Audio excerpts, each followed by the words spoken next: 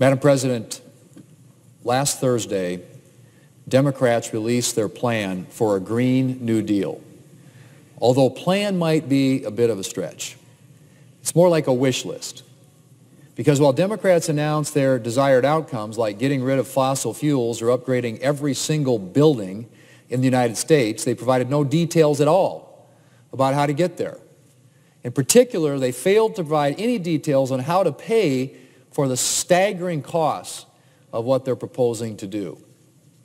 Take just one provision of the Democrats' green wish list: upgrading all existing buildings in the United States and building new buildings to achieve maximum energy efficiency, water efficiency, safety, affordability, comfort, and durability, including through electrification. That's a direct quote from the so-called plan. Upgrading all existing buildings. All existing buildings. Well, Madam President, the cost of that provision alone is practically inconceivable. But that's just a small fraction of what the Democrats want to do. Their wish list also includes, and I quote again, meeting 100% of the power demand in the United States through clean, renewable, and zero-emission energy sources, including by dramatically expanding and upgrading renewable power sources and by deploying new capacity, overhauling transportation systems in the United States to remove pollution and greenhouse gas emissions from the transportation sector as much as is technologically feasible, end quote, and much, much more. And they don't limit themselves to energy initiatives either. They also announced that a Green New Deal must include guaranteeing every person in the United States a job, health care, paid vacations, and more. Madam President, it's possible that the reason the Democrats didn't provide any details about how to pay for their plan is because they knew that outlining the actual cost would sink their plan from the very beginning. I cannot even imagine the staggering amount of money that would be required to pay for the ideas on their wish list. And that money will come from the pockets of the American people.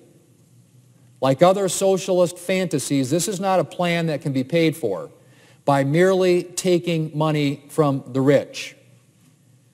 Actually implementing this so-called Green New Deal would involve taking money from working families, and not a little bit of money either.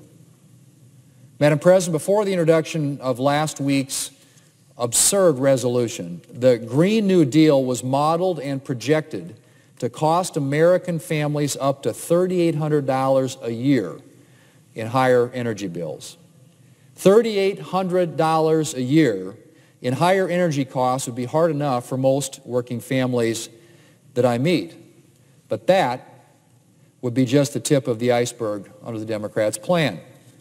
Because, of course, if your electricity costs are higher, then so are your businesses' electricity costs, and your doctor's electricity costs, and the electricity costs at neighborhood restaurants, and the electricity costs at your gym.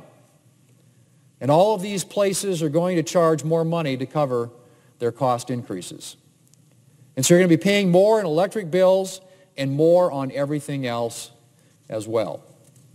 And then there's the fact that the government won't be able to pay for a quarter of what is outlined in the Green New Deal without raising your taxes by a lot. Madam President, there's no question that socialist fantasies sound nice. They always do, until they end up victimizing the very people that they're meant to help. As Ronald Reagan is reported to have said, and I quote, "Socialism only works in two places, heaven where they don't need it and hell where they already have it." Democrats' gauzy, nebulous proposal may sound appealing on the surface, but it would devastate our economy and be paid for on the backs of working families in this country. The Green New Deal would be a very bad deal for the American people.